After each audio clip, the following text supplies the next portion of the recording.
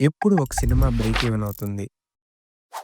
ఒక సినిమాకి రెవెన్యూ ఎలా వస్తుందంటే through satellite rights, music rights, digital rights, other language rights, theatrical rights, ఒకవేళ రీమేక్ చేయడానికి తీసుకుంటే రీమేక్ రైట్స్. ఇలా ఒక సినిమాకి రెవెన్యూ అనేది జనరేట్ అవుతుంది. ఫర్ సపోజ్ ఒక మూవీ బడ్జెట్ 100 క్రోర్స్ అనుకుంటే నాన్ థియేట్రికల్ రైట్స్ కలిపి అరౌండ్ 50 క్రోర్స్ వచ్చాయనుకుంటే ఆ 50 క్రోర్స్‌లో నుంచి 5 క్రోర్స్ జీఎస్టీ ప్లస్ టీడీఎస్ పోను 45 క్రోర్స్ ప్రొడ్యూసర్ జోబులోకి పోతాయి.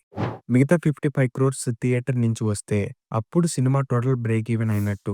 కానీ థియేటర్‌లో వచ్చిన కలెక్షన్స్‌లో టాక్సెస్, థియేటర్ షేర్ అన్నీ ఉంటాయి కాబట్టి ప్రొడ్యూసర్‌కి 55 క్రోర్స్ రావాలంటే movie around 160-170 crores gross collect చేయాలి.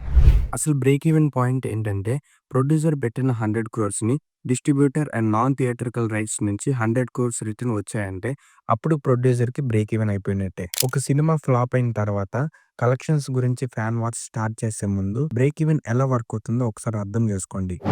ఒక చిన్న షార్ట్‌లో బ్రేక్ ఈవెన్ గురించి ఎక్స్‌ప్లెయిన్ చేయడం అంటే కొంచెం కష్టం. ఈ వీడియోకి కానీ 100 లైక్స్ కానీ వచ్చాయంటే బ్రేక్ ఈవెన్ కాన్సెప్ట్ మీద ఫుల్ లెంగ్త్ ఎక్స్‌ప్లనేషన్‌తో ఒక లాంగ్ వీడియో అయితే చేస్తాను. ఈ వీడియోకైతే అంతే గైస్. ఇలాంటి కంటెంట్ కోసం మన ఛానెల్‌ని అయితే సబ్స్క్రైబ్ చేసి పెట్టుకోండి. ఈ వీడియో ఎలా ఉందో కింద కామెంట్ చేసి చెప్పేయండి.